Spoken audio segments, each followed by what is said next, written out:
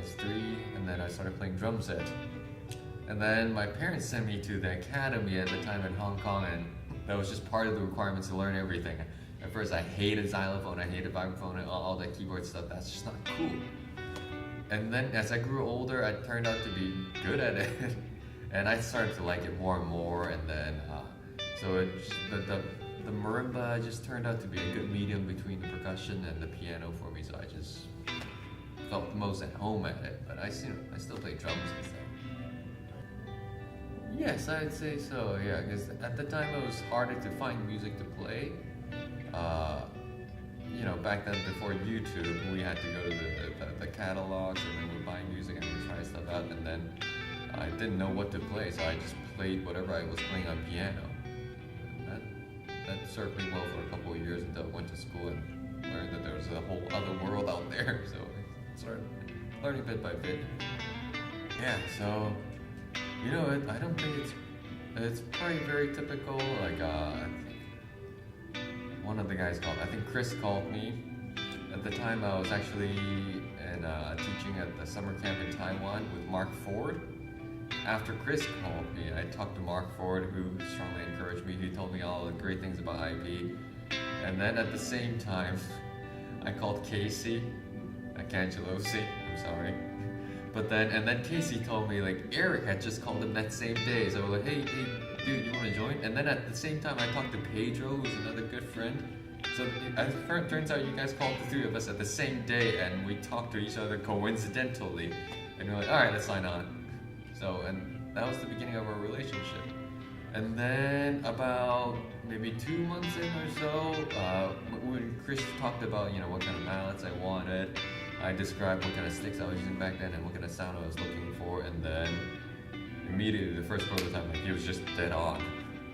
I was really amazed, and then we spent a couple of days in Nashville designing mallets, and Chris pretty much just nailed it at the first get-go. And then over the next several months, Chris had surgery, I remember that. He had a very serious neck surgery, and he kept sending me mallets. And I had no idea he had a serious surgery, and so after the fact that, you know, like, oh, Chris, what were you doing? Yeah, I was on my surgery, like, bed, and I was just telling Henry or Nick or something the specs of whatever mallets you wanted, and he just kept sending me sticks. I was in Tokyo, and he just kept sending me sticks. So, you know, this is the kind of a good relationship we had, and this is one of the things I admire about IP, is just like, you never stop trying out new things. I wanted something, I wanted a heavy mallet that lets me play without, I'm pretty lazy, so I just wanted the mallet to do everything, and that's exactly what happened. I wanted the soft to just speak naturally, easily, and I wanted the loud to just let me drop a stick and then go boom, and literally that big, heavy, thick sound, and that's exactly what we got, and I'm very happy with that.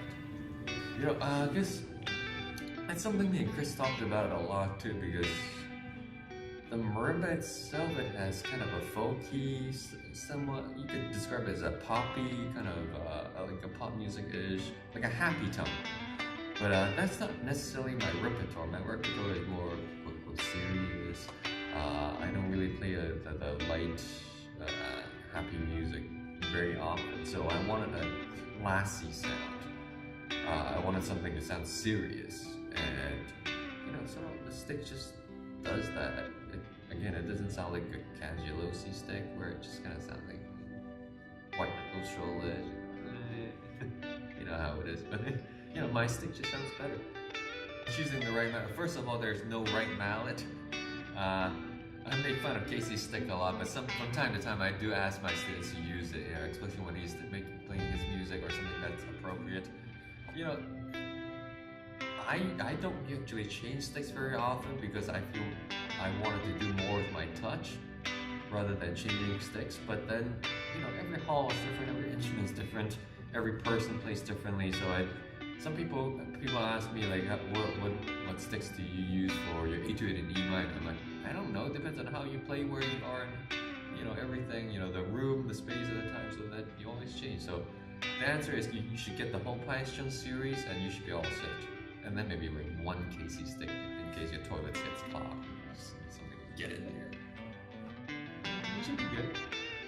I'm Pius Cheung. I'm proud to be in the RP family where there's a lot of great artists and a lot of great brothers, sisters. They help out a lot in many different ways, from musical to personal, and it's just always a good hang with the IPU.